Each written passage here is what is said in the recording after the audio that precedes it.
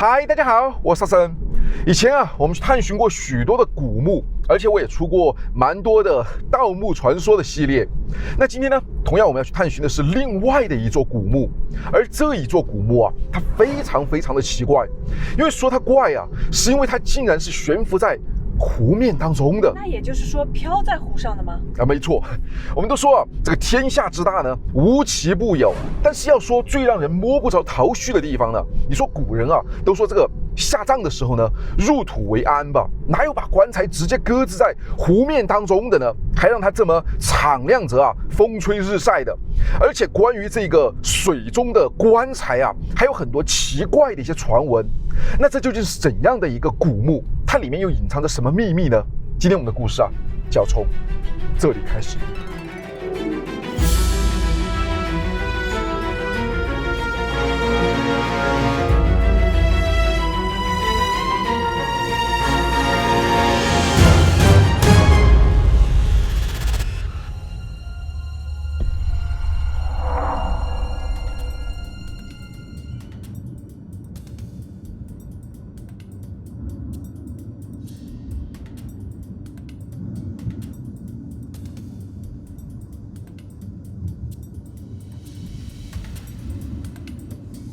沿途过来全部都是这种小路，连错车的地方都没有。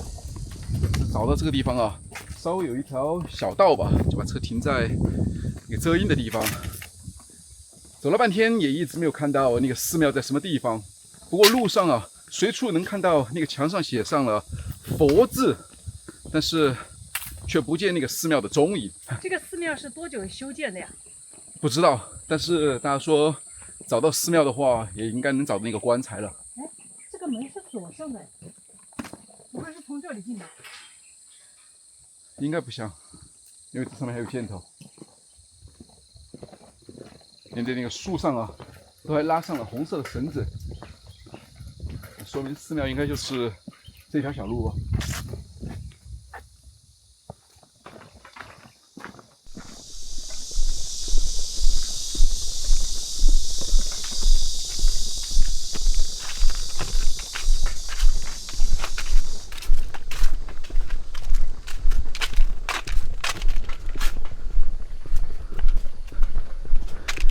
这感觉不太像是农家小道，周围还蛮偏僻的，也没看到有农作物。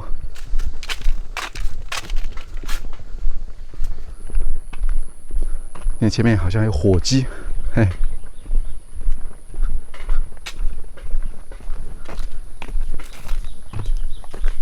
荒草林。这寺庙应该还是蛮偏僻的。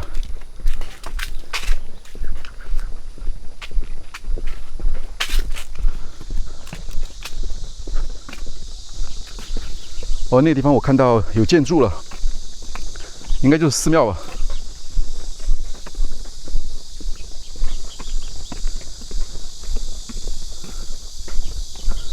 朱红色的墙砖，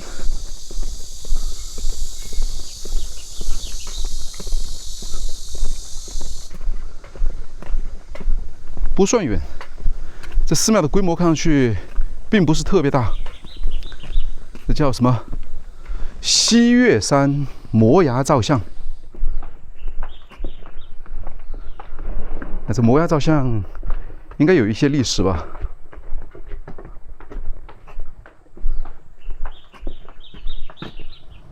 这边通到后院了。西岳山的。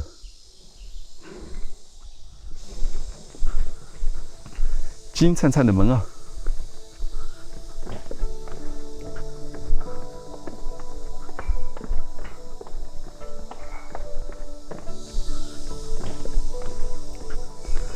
地上有好多的佛像，这应该都是真迹哦。财神爷，但这一些佛像全部都是被破坏了，连他们的头还有很多身体都已经没了，只有一些石构件了。你这一面还有很多的观音。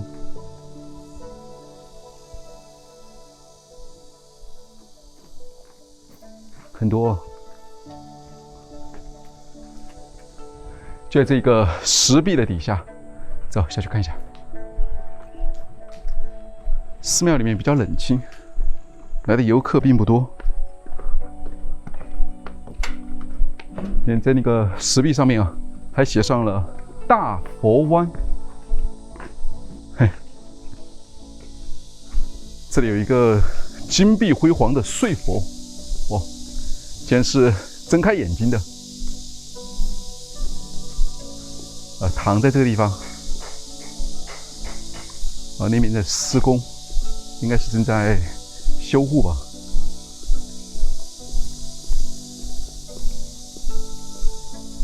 你看这里面啊，有很多摩崖造像，有笑罗汉，还有观音。哇，这些造像啊，还蛮大的，特别的大。不过这些应该都是现代的造像吧，因为他们涂的这个颜色啊，感觉太饱和度太浓了。那观音，旁边那边还有一些功德碑。不过今天我们并不是来看寺庙的，而是来寻找啊那个棺材的。释迦牟尼，这里天竺寺，应该是这个寺庙的名字吧？天竺寺。走，师傅，我问下那个棺材在哪里？那个棺材？河边边啊？那河东面的那个岛子上的。就是对面那个岛吗？哎。哦，那个棺材有好长时间了哦。几十年了。那个我们都不晓得，就快满70年多不了。70年啊？不了哈。是。其实我们都不晓得。不晓得。那个庙有好长时间了哇？那个是蒋母泉，更历史长。哦，历史更长哈。那先有那个庙吗？还是先有那个棺材呀？先有那个庙啊，庙好一点。先有庙，再有棺材。哎。哦，那棺材啷个是飘到那个湖中间的？他那里嘛，那最早原来我们都小的时候都晓得那条路，一条路的嘛，那边的到那个岛子。哦，就是原来没得那个湖的哈。没得，是河。58年才修这个水库，你晓得吗？你们小时候看到那个棺材没得嘛？没看。你们小时候没有看到过棺材啊？没有。哦。不晓得是吧？浮到河中间。要个那个。那里面有那个里面有没啥子宝贝嘛？没得了，他是埋的人。哦，是埋的人哈。哦，我以为埋的宝贝耶。那我们过去看一下哈。好，谢谢哈。看嘛，那过去的看到了。在对面哈。好的，好，谢谢哈，谢谢。好，刚才这个师傅说啊，他说那个棺材呢就在对面了，看来我们走的方向是正确的。你这周围啊是一个湖。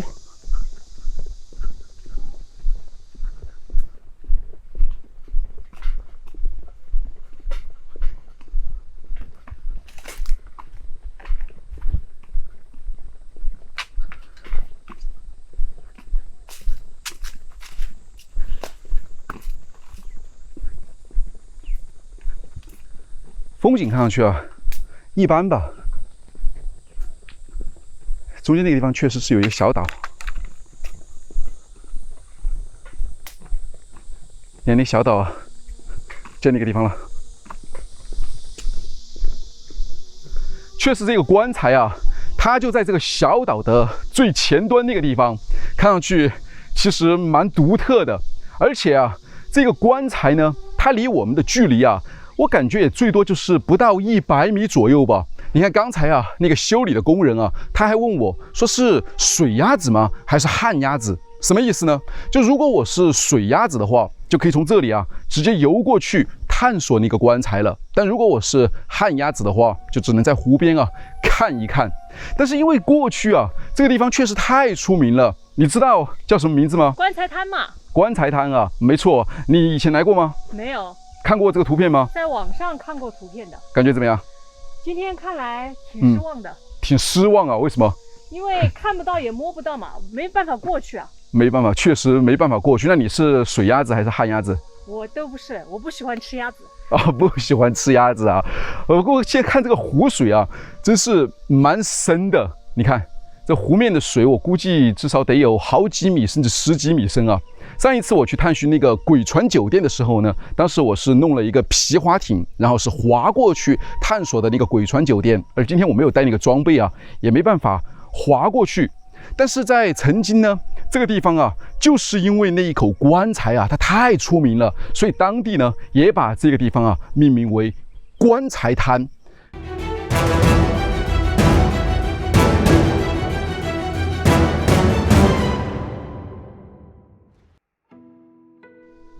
你看这棺材啊，从这里看过去，其实它是靠在湖中的一个小岛上面的。因为水位啊比较高，或者说是这个小岛太小了，所以就感觉啊棺材呢是漂浮在水中的吧。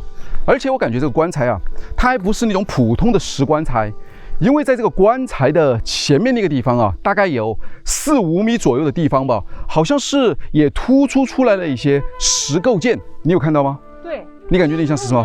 像一个船尾。像一个船尾啊。那又很有可能，当时在修建这个棺材的时候啊，会不会那个石构件与这个棺材啊是在一起的呢？那也就是说啊，在古代的时候呢，像这样的修建啊，是普通的老百姓呢应该没法承担的。那很有可能这个棺材啊，就是过去的这种大户人家呀，又或者说是某一个达官贵人吧，他们所修的棺材。不过就是这样的一个棺材啊，在过去却非常的邪门。相传呢，在过去啊，有村民啊就在这个附近呢钓鱼吧，远远的就看到这个水面上啊，好像有白影在漂浮着。而开船凑近了以后呢，才发现啊，怎么是一口棺材？还有人说，那棺材呢，它的底下应该是压着什么东西，而那些东西啊，就是当年的道士呢镇水怪用的。谁如果动了它，就会让这个水库呢翻江倒海。而要说这个棺材的来历啊，其实没有任何人呢可以把它说得清楚，因为在当地的县志，又或者说是周围的一些石碑来看的话呢，都没有对这一口棺材啊有任何的记载。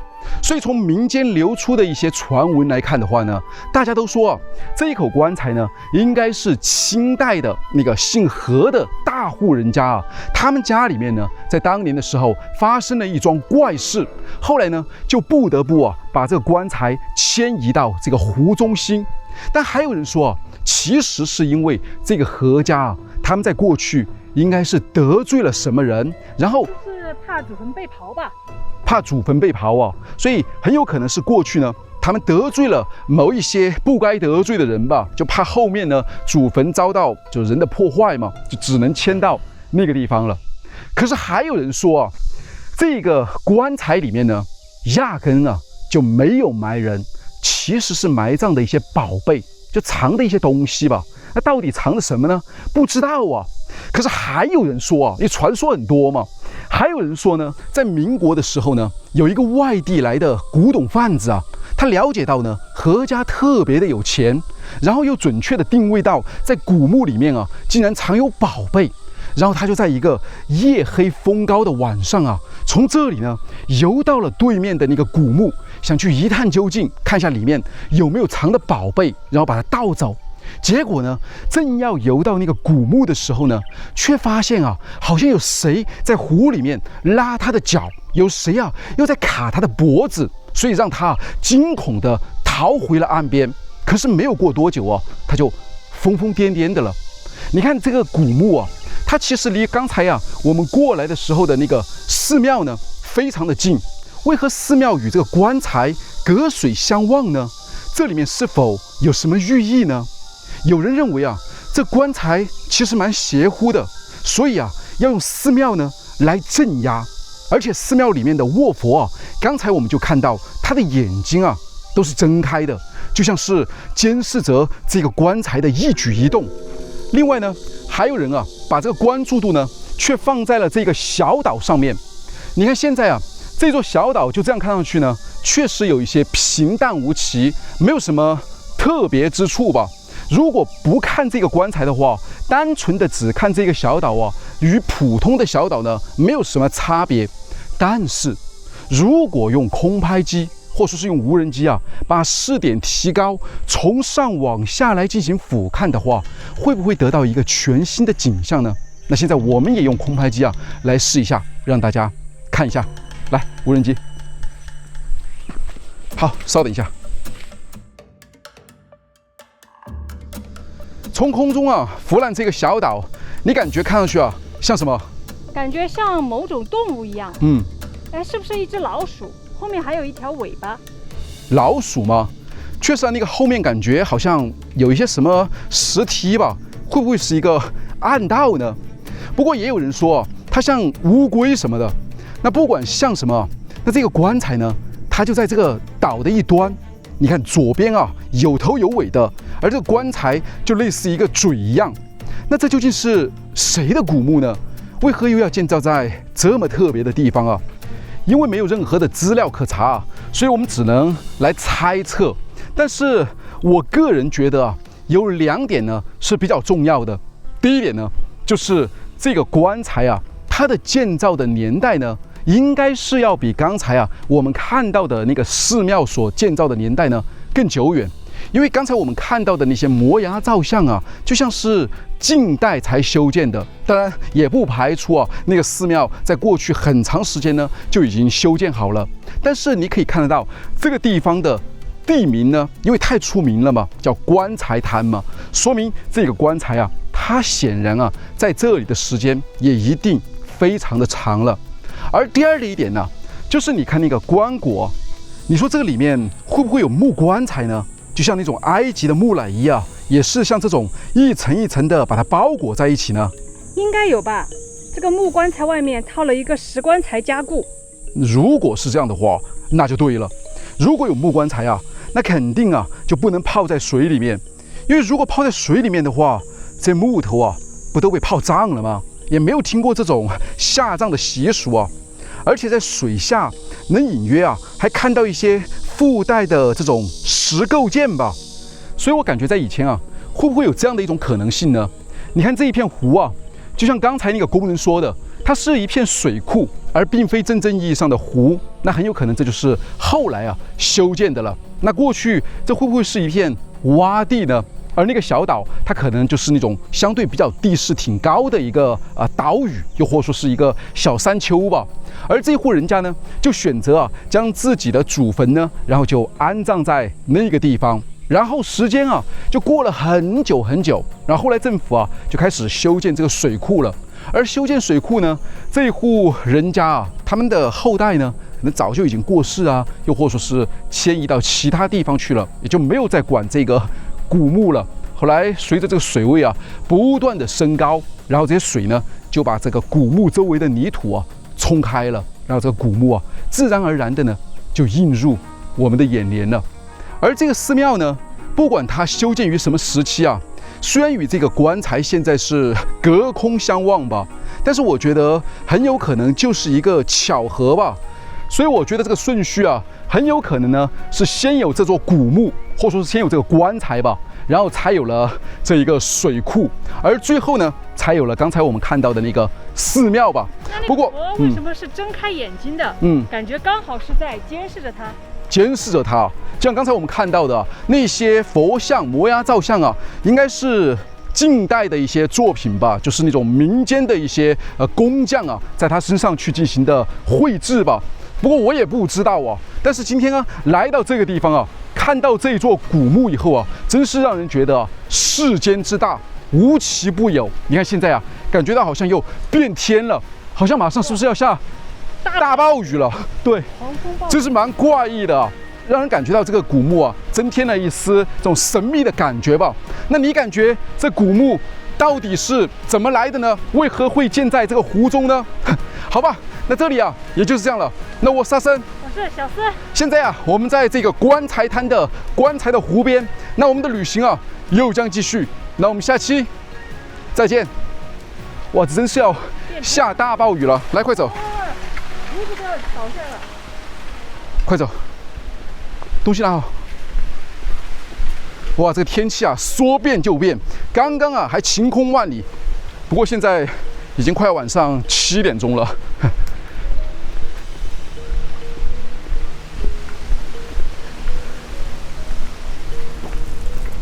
因为这里是不是一些古迹？看上去啊，这个石头上面过去应该是雕刻什么东西，不过现在也看不太清楚了。这变天啊，说变就变。哇，你看这上面，哇哦，哇，这风好大，感觉是不是又会下大暴雨？那一天啊，也是我们拍着拍着，突然就下了狂风暴雨啊，在那个碉楼啊，民居碉楼那个地方。今天应该也是快要下大暴雨了，因为现在这寺庙啊，工人都已经走完了，就留下这个空荡荡的寺庙啊。哇哦，是不是有点像兰若寺啊？哇，好大的风！看这里的佛，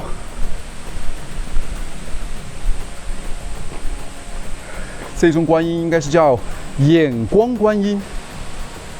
嘿，好了，走了。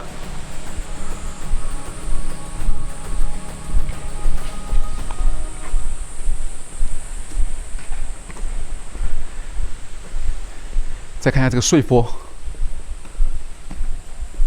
果然这个眼睛啊是睁开的，睡醒了吗？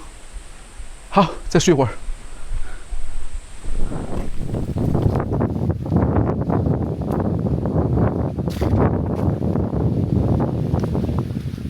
暴雨啊，即将来袭。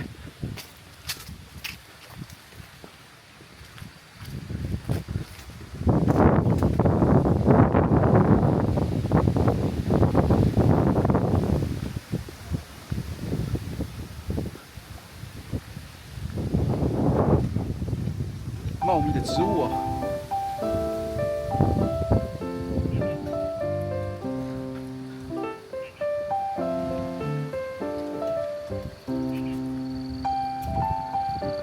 好，到了，车就在那个地方，走了。